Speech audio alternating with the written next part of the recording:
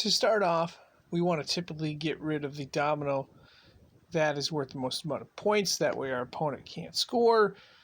There may be other considerations, but typically that might be this 5-3 or this 4-4. I would probably prefer the 4-4 here because that guarantees us a move on the next turn.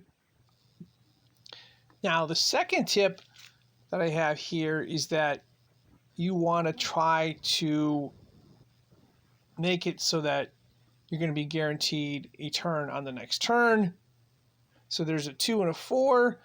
What we're going to want to do is probably either play the 2-1 over here, or alternatively, we could play the 4-1 on this side. Since the 4-1 is worth more points, we're going to take that one and get rid of that.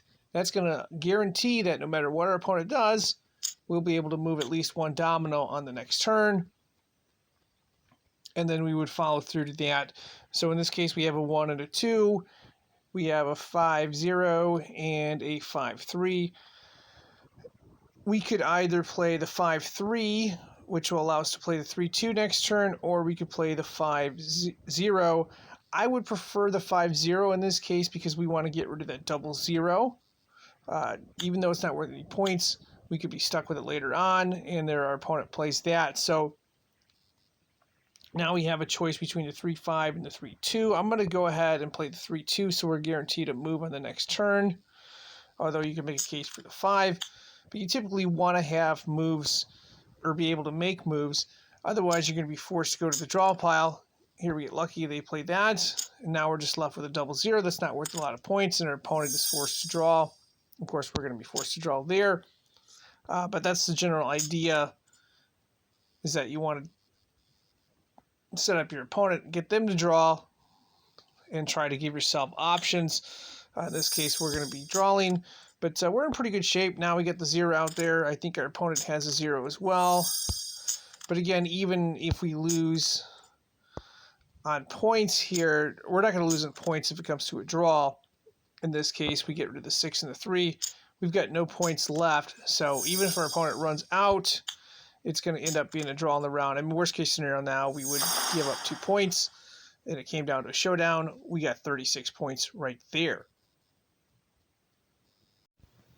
Our third and final idea is to try to save the dominoes that one has a lot of in order to force an opponent to draw later.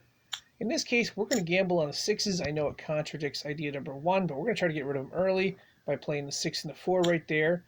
And remember, there's 7 6s total. In this case, there's 4 of them between the board and us. Our opponent didn't have any. They had to draw. There were 3 in there. So we know our opponent doesn't have a 6, so we're going to play the 1-0. We know our opponent doesn't have a 6, so we'll now play the double 6. We're going to play the 3-2 next because we know our opponent doesn't have a 6. And then we'll finish it off by playing the 6-5 and finish with a really nice round right there.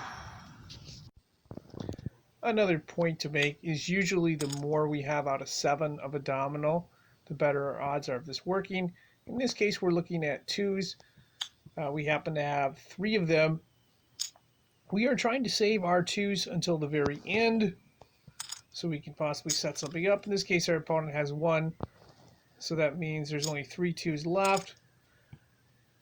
We're not going to be able to force our opponent to draw in this case, but the good news is now we can play the 4 and the 2, and what that means is we are guaranteed to be able to play the 2-2 at the very end after we play the 4-2, and we end up not losing any points in that round and actually gaining a few in that case.